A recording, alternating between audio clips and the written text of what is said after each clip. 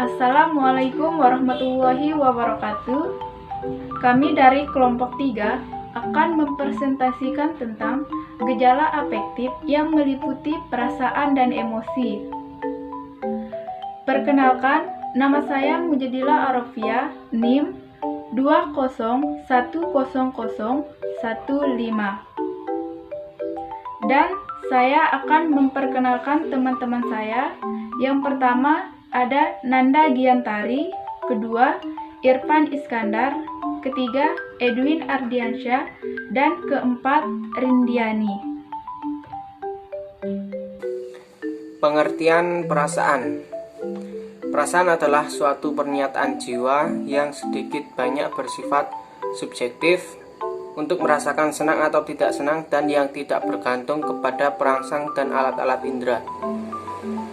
Menurut Wordsworth dan Marquis tahun 1957, selain dimensi senang dan tidak senang, masih ada dimensi perasaan yang lain, yaitu perasaan masih dapat dialami oleh individu sebagai excited feeling dan inner feeling, dan ini dipandangi sebagai dimensi yang kedua. Excited feeling adalah perasaan yang dialami oleh individu disertai adanya perilaku atau perbuatan yang menampak.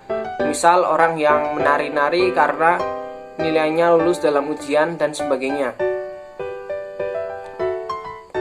Sebaliknya, sekalipun orang mengalami perasaan senang karena menerima uang banyak atau lulus ujiannya, tetap tenang saja tanpa ada perilaku atau perbuatan yang menampak keluar. Ini yang dinamakan dengan inner feeling. Di samping itu masih ada dimensi lain yang merupakan dimensi ketiga, yaitu ekspektasi feeling dan realisasi feeling. Sesuatu perasaan yang dapat dialami oleh individu sebagai sesuatu yang masih dalam pengharapan, ini yang dimaksud dengan expected feeling. Di samping itu, perasaan dapat dialami oleh individu karena sesuatu itu telah nyata. Ini yang dimaksud dengan realist feeling. Ciri-ciri perasaan. Perasaan memiliki ciri-ciri spesifik, yaitu perasaan selalu terkait dengan gejala kejiwaan yang lain, khususnya persepsi. Contoh, perasaan gembira saat menonton pertandingan sepak bola karena tim sepak bola favoritnya menang. Dalam diri seseorang timbul perasaan gelisah dan takut karena memikirkan trauma masa lalu. Perasaan sifatnya individual atau subjektif. Contoh, pada saat menonton pertandingan sepak bola, ada penonton yang bersorak gembira karena kesebelasan yang dijagokan dapat menjebol gawang lawan.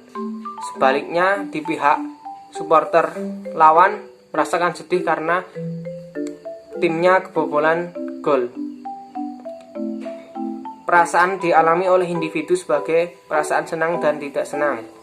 Contoh, mahasiswa yang senang karena nilai ujiannya baik dan mahasiswa yang tidak senang karena dosennya terlalu galak. Baik, akan melanjutkan materi selanjutnya. C. Jenis-jenis perasaan. Salah satu dimensi yang dikemukakan oleh Wood adalah mengenai perasaan yang dikaitkan dengan waktu, yaitu perasaan yang telah nyata dengan perasaan yang masih dalam jangkauan waktu yang akan datang. Dalam hal ini, teori harapan ini jelas adanya kaitan antara perasaan yang timbul dengan kemungkinan tercapainya tujuan dan pentingnya tujuan, walaupun tujuan tersebut secara objektif belum dicapai oleh individu yang bersangkutan. Di samping itu, Max Keller 1950 berpendapat bahwa ada 4 macam tingkatan dalam perasaan. 1. Perasaan tingkat sensoris, yaitu perasaan didasarkan atas kesadaran yang berhubungan dengan stimulus pada kejasmanian, misal rasa sakit, panas, dingin, dan sebagainya. Yang kedua, perasaan kehidupan vital, yaitu perasaan yang bergantung pada keadaan jasmani keseluruhan, misal rasa segar, lelah, dan sebagainya. Yang ketiga, perasaan psikis atau kejiwaan, yaitu perasaan senang, susah, takut, dan sebagainya. Yang keempat, perasaan kepribadian, yaitu perasaan yang berhubungan dengan keseluruhan pribadi, misal perasaan harga diri, perasaan putus asa, dan perasaan puas. Ke 1950 juga memberikan klarifikasi atau pendapat mengenai perasaan sebagai berikut. 1. Perasaan keinderaan, yaitu perasaan yang berkaitan dengan alat indera. Misal, perasaan yang berhubungan dengan pencapan, misal rasa asin, pahit, manis, perasaan lapar, haus, lelah, dan sebagainya. Kedua, perasaan psikis atau kejiwaan yang mesti dibedakan atas. A. Perasaan intelektual, perasaan yang timbul apabila orang dapat memecahkan sesuatu soal atau mendapatkan hal-hal baru sebagai hasil kerja dari segi intelektual. B. Perasaan kesusilaan, apabila orang mengalami hal-hal yang baik atau buruk menurut norma-norma kesusilaan.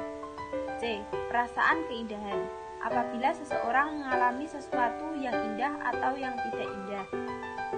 Kemudian D. Perasaan harga diri, perasaan yang menyertai harga diri seseorang.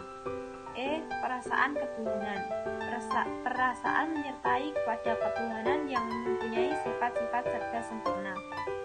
F. Perasaan kemasyarakatan atau perasaan sosial, perasaan ini timbul dalam hubungannya dengan interaksi sosial, yaitu hubungan individu satu dengan individu lain. Macam-macam perasaan lainnya yaitu ada empati, yaitu kecenderungan untuk merasakan seperti yang dirasakan orang lain. Kemudian ada simpati, yaitu ikut ambil bagian dengan perasaan orang lain seolah mengalaminya. Di sini saya akan melanjutkan dari materi sebelumnya. Emosi. Kata emosi diturunkan dari kata bahasa Perancis, emotion. Emosi adalah suatu perasaan ingin melebihi dari sifat individu terhadap suatu objek sehingga cenderung berupaya untuk mengekspresikan dan mengaplikasikannya. Sedangkan menurut William James, emosi adalah kecenderungan untuk memiliki perasaan yang khas bila berhadapan dengan objek terlalu dalam lingkungannya.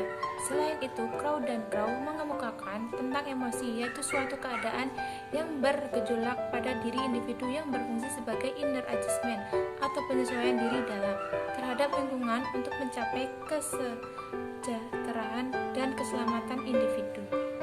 Macam-macam emosi yaitu pertama, takut. Emosi ini cenderung disebabkan oleh kondisi sosial. Biasanya kondisi takut dalam kondisi yang nyata, misal takut di tempat yang gelap atau sepi. Kedua, khawatir. Emosi ini bentuk ketakutan tetapi lebih bersifat khayalan atau imajiner. Misalnya khawatir kalau tidak berhasil melakukan sesuatu atau tidak lulus dalam ujian nasional. Ketiga, marah. Emosi ini bersifat sosial dan biasanya jika mendapatkan perlakuan yang tidak adil dan tidak menyenangkan. Keempat, sebal. Emosi ini berhubungan dengan antar pribadi, misalnya melihat tingkah laku teman atau pacar. Kelima, frustasi. Emosi ini akibat adanya hambatan-hambatan di setiap individu. Keenam, cemburu. Emosi ini dikelilingi ketakutan atau kemarahan. Ketujuh, iri hati. Emosi ini iri terhadap benda orang lain. Kedelapan, duka cita. Emosi ini mengganggu individu. Kesembilan, afeksi atau sayang. Emosi ini menyenangkan. Kesepuluh, bahagia. Emosi ini, perasaan ini dihayati oleh setiap individu yang berbeda-beda. Teori emosi dan hubungan dengan gejala-gejala. Teori-teori emosi dapat dikemukakan sebagai berikut. Yang pertama, teori yang berpijak pada hubungan emosi dengan gejala kejasmanian. Yang kedua, teori yang hanya mencoba mengklarifikasikan dan mendeskripsikan pengalaman emosional atau emotional experience. Yang ketiga, melihat emosi dalam kaitannya dengan perilaku. Dalam hal ialah bagaimana hubungan dengan motivasi. Yang keempat, teori yang mengaitkan emosi dengan aspek kognitif. Selain itu, adanya hubungan emosi dengan gejala antara emosi dengan gejala kejasmanian. Yang pertama, teori emosi dengan gejala kejasmanian. Teori ini memiliki 3 teori. Yang pertama, teori James Lange. Menurut teori ini, emosi akibat atau hasil persepsi dari keadaan jasmani atau felt emotion is the precision of bodily status. Orang sedih karena menangis, orang takut karena gemetar, dan sebagainya. Yang kedua, teori Stacker-Sanger. Menurut teori ini, bahwa emosi hasil dari interpretasi dari aroused atau stirred up dari keadaan jasmani atau bodily status. Yang ketiga, teori Cannon-Bard. Menurut teori ini, emosi bergantung pada aktivitas dari otak bagian bawah.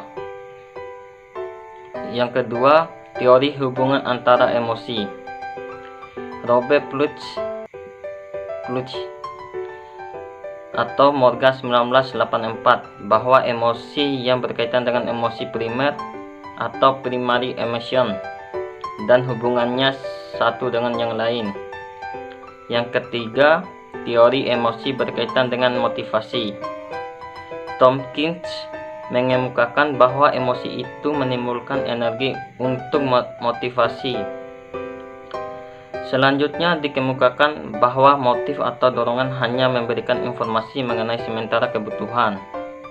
Yang keempat, teori kognitif mengenai emosi. Teori ini dikemukakan oleh Richard Lazarus dan teman-teman sekerja, yang mengemukakan teori ini tentang emosi yang menekankan pada penafsiran atau pengertian mengenai informasi yang datang dari beberapa sumber. Perbedaan emosi dan perasaan. Pada umumnya, perbedaan antara emosi dan perasaan adalah: yang pertama, emosi berlangsung tidak aman. Emosi berlangsung tidak lama, sedangkan perasaan dapat berlangsung untuk waktu yang lama. Yang kedua, emosi adalah reaksi terhadap kejadian-kejadian di luar kita, sedangkan ini tidak berlaku untuk semua perasaan. Yang ketiga, emosi menguasai kita, sedangkan perasaan tidak.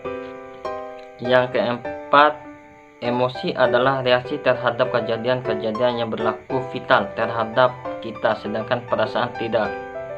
Ya, sekian dari saya. Wassalamualaikum warahmatullahi wabarakatuh. Nah, itulah tadi dari masing-masing bagian materi yang telah disampaikan oleh teman-teman saya.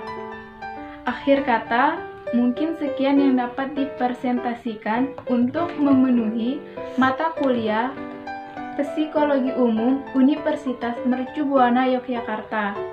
Lebih kurangnya saya mohon maaf. Wabillahi taufiq wal hidayah. Wassalamualaikum warahmatullahi wabarakatuh. Terima kasih.